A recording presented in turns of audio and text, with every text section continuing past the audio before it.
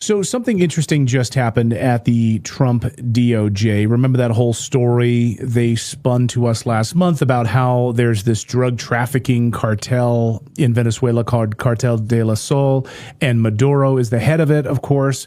Here's an NBC report from early December, just to refresh your memory. Watch. The U.S. escalating pressure against Venezuela by designating a cartel group allegedly tied to President Nicolas Maduro as a foreign terrorist organization. But here's the thing. It's not really a cartel, at least not technically speaking.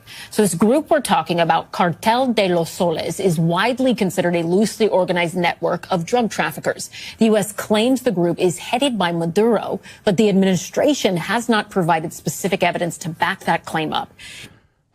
Well, remember that? Well, about 8 hours ago, the DOJ suddenly dropped that claim that it's even an actual group at all and that Maduro had anything to do with it. Justice Department drops claim that Venezuela's Cartel de los Soles is an actual group. So what the hell happened here? Well, Bebo summed it up nicely on Twitter for all of us. U.S. pulled a dirty trick to be able to grab Maduro without getting Congress involved. I'd guess it's Rubio's plan. That's how this worked. Well, number one, USA invents a new bad cartel, Cartel de los Soles. Number two, U.S. declares Maduro as head of that group. Number three, U.S. designates Cartel de los Soles as a terrorist organization. Number four, Maduro is now a terrorist with a $50 million bounty on his head. Number five, the military can act against terrorists without congressional approval. And number six, Maduro gets grabbed by the military quickly. And number seven, for the actual trial, the U.S. then suddenly drops the whole Cartel de los Soles Act and admits it doesn't even exist. This allowed them to get Maduro without asking Congress for any kind of approval. Kevin Shipp spent 17 years at the CIA, and then he discovered how dirty the CIA really was. He blew the whistle, and they went out to try to destroy his life and actually to kill his family.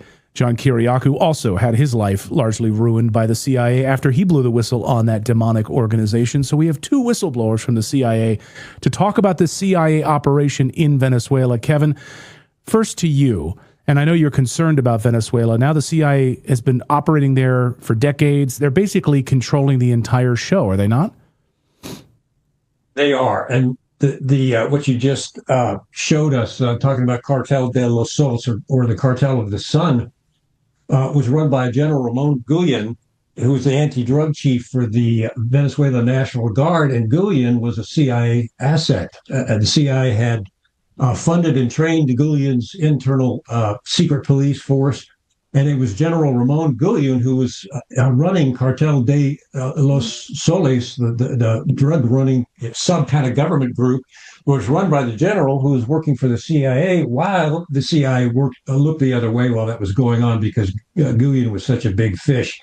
So the CIA is using the pretext of this Cartel de los Soles, or Soles, to go in, when in reality the CIA was involved in the general who ran that cartel in the beginning, and they're digging up this old cartel as a pretext, a CIA pretext, to go in and stage this invasion and kidnapping in Venezuela. So this is not about drugs.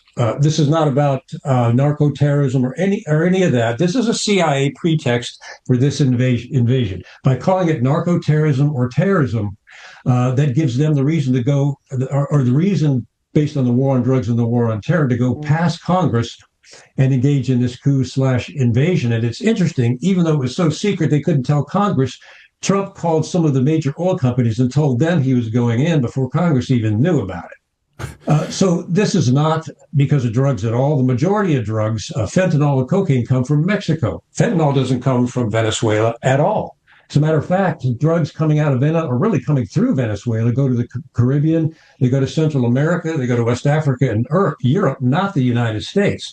And it's interesting, too, and I think you guys, I'm sure, are aware of this. Trump just pardoned the former president of Honduras, if you remember him, Juan Orlando Hernandez, who was convicted of trafficking drugs to the U.S., 400 tons of cocaine into the United States, and he was given 45 years in prison. Well, Trump just pardoned him. So if this is about war on drugs, that's kind of a reverse direction on that one. This is the same narrative the CIA used to shield CIA-backed drug operations, and it's being revived. We know that the CIA has penetrated the DEA going way back, I remember the current administration, I think it was Bondi, said, well, we had a DEA agent in there as part of this raid kidnapping to make it a law enforcement operation, which is just absolute baloney. The DEA is heavily penetrated by the CIA. I did an interview with Hector Morales, who witnessed the CIA blocking the arrest of drug kingpins so they could use them for assets. So this is about the petrodollar, in my opinion, because Venezuela is leaving or has left the petrodollar. And if you remember, Trump had a meeting with Congress, a closed-door meeting about this, and I think Marjorie Taylor Greene and some others were there. Trump, this is a quote he made, "We are going to be taking a tremendous amount of wealth out of the ground in Venezuela." Rubio called it an oil quarantine. So the narco trafficking terrorism thing, of course, they just dropped it because it's a lie. It was plausible deniability again. It was a CIA pretext to go in and kidnap the leader of a nation that was leading the petrodollar and starting to do business with China and Russia, especially. John, Kevin's right. I mean, look at this New York Times from 1993, where the CIA, according to the New York Times, anti-drug unit of the CIA sent tons of cocaine to the United States in 1990, right, in Caracas. So all of this, thousands of pounds of cocaine going into Venezuela from the CIA, as Kevin points out in his book. The CIA is arguably one of the largest drug dealers in the world. I mean, it's how they're funded largely, right? I mean, yes. So is there anything you disagree with what Kevin just said? No, Kevin, again, is 100% correct. And I'll add something. We've all seen the Netflix series Narcos, right? Great series. But every season, there's a scene, invariably, where the DEA is just about ready to swoop in and grab their target, Pablo Escobar, the gentleman of Cali. They're going to get ready to swoop in, and just at the last second, the CIA station chief steps in and screws the entire thing up. And so we never grabbed Pablo Escobar and brought him to New York to face trial. We never were able to grab the gentleman of Cali until years later. Why? Because in real life, the CIA does screw up the DEA's drug arrests, because the CIA doesn't care about drugs. The CIA, if anything, has abetted the importation of drugs, just like that article from 1990 in the New York Times shows. You know, cocaine didn't arrive in Los Angeles in 1982 by accident, having come through Nicaragua and through the hands of the Contra rebels who were on the payroll of the CIA. The CIA was involved in bringing cocaine to Los Angeles. It's a historical fact. It's been proven to be true. So right. Listen, every time I hear that this is all about keeping drugs about the United States, I have to shake my head. I'll throw this out to both of you guys, because the opposition leader was funded by the Endowment for Democracy. Yeah, which is another name for CIA, right? So, right. So that's correct. So now, who's in charge down there? What sort of a puppet government are we setting up? Is it similar to Ukraine, Kevin? And I'll start with you.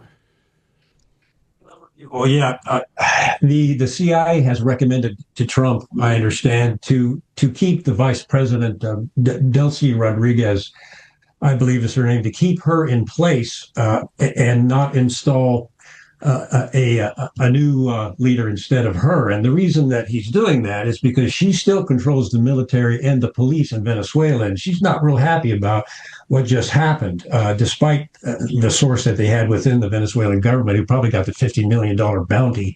Anyway, she controls the military and the police, and for the CIA to remove her and place someone else in there could really cause a military a military mess in Venezuela and attract boots on the ground from the United States. So the CIA has recommended that Trump keep the vice president in charge of Indonesia as long as she plays ball and goes by the petrodollar system and starts selling oil back to the United States in U.S. dollars.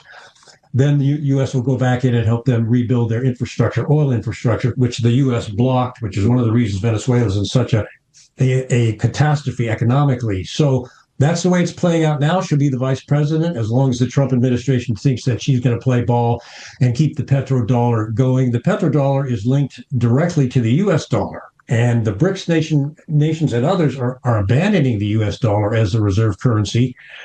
If the petrodollar is abandoned and the yuan or something else takes its place, it will cause a severe financial crisis in the United States because the U.S. dollar value is tied to the petrodollar. That's what this is all about. It's all about, you say, well, it's all about oil, and then there's some media puppets that have come out, and I think the CIA is using some AI bots on social media, which they do. They're coming out and mocking people who say, well, this is just about oil. It's all about oil. Well, fact of the matter is, it is all about oil. It's not about drugs at all. I think we've just proven that. There's no question about it. This is about the petrodollar and maintaining the U.S.'s foothold and control over Venezuela, its government and economy, and its continued involvement in the petrodollar. If the Trump administration is threatened in any way with Venezuela continuing to sell oil to China or Russia, then we'll see the vice president taken out of her position fast. John, Kevin just brought up something really important, which is the CIA's bot program here. Now, over the past 48 hours, we've been covering here on the show all of these like fake videos that are being shared by like MAGA influencer types, and they're all parroting and sharing all of these fake videos from 3 years ago that show soccer celebrations and other things like that. How involved would the CIA be in what Kevin just talked about, this bot program and pushing out these sort of false narratives from these like MAGA influencers? Right. There are entire units at the CIA that do this as their 40-hour-a-week jobs. Yeah, this would be a very sophisticated program taking place at the CIA. And not just at the CIA. I mean, you can farm it out, too. I wouldn't be surprised if there were other countries involved, countries allied with the United States. But yeah, another thing, too, getting back to or bringing it back to the Israel issue is you just take people whose ideas you don't like, whose opinions you don't like, and you label them as anti-Semites. It's the same thing. You have bots that do it. You have people with ostensible academic credentials doing it. Now they've got this list, anti-Semite of the year. Tucker Carlson's the anti-Semite of the year. Right.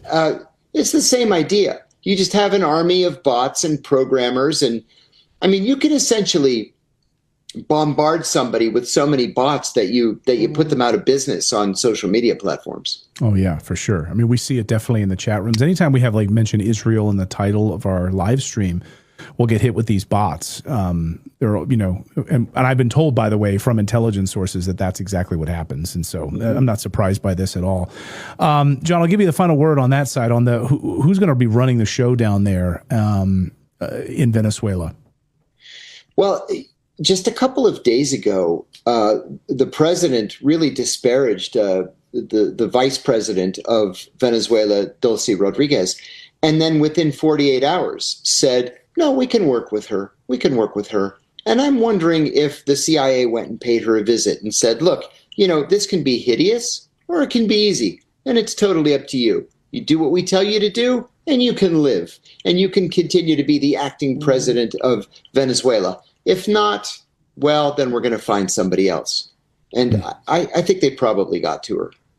Kevin, do you agree? I agree 100%. Yes. Wow. You guys have seen some dark shit. I'm just gonna put it. It's like, man, thank you guys though for your honesty and your transparency and your willingness to call out the darkness that sits at the heart of these intelligence agencies and really trying to destroy the United States of America. Thank you for your patriotism and shining a light on it. Thank you both, Kevin Shipp. Book is Twilight of the Shadow Government. It's a great book. And John, also, I know you have a relatively new book as well. I'd love to plug it in addition to your podcast people need to listen to. Thank you. I decided to write a non-CIA book, my first. It's my 8th book, my first one that's not about the CIA. And it's called Remains of the Day, A Definitive Guide to Washington, D.C.'s Historic Cemeteries. Interesting. I like that. I love trying to take a shower of getting off the dirt from you if you can a little bit. Yeah, exactly. Yeah, that's right. John and Kevin, great to see both of you. Thanks for hanging out together. I wasn't planning on this, but hey, it was great to be able to chat with both of you. Great to see my friend Kevin. It's a real treat to be on with John. Yeah, maybe a first Pleasure's time mine. for both of us. Yeah. Thank you, Clayton. You bet. Thanks, you. guys. Great to talk with both of you. Thanks, Kevin. Thanks, right. John. All the best. All right. Bye-bye. Two American patriots right there. So, boy, I mean, when you hear their stories separately, totally separate, and how the CIA, once they called them out, tried to ruin their lives, destroy their lives. Kevin's story, just finished that, just reading that over the Christmas break, and holy smokes, just devastating. But thank you for those guys, true patriots.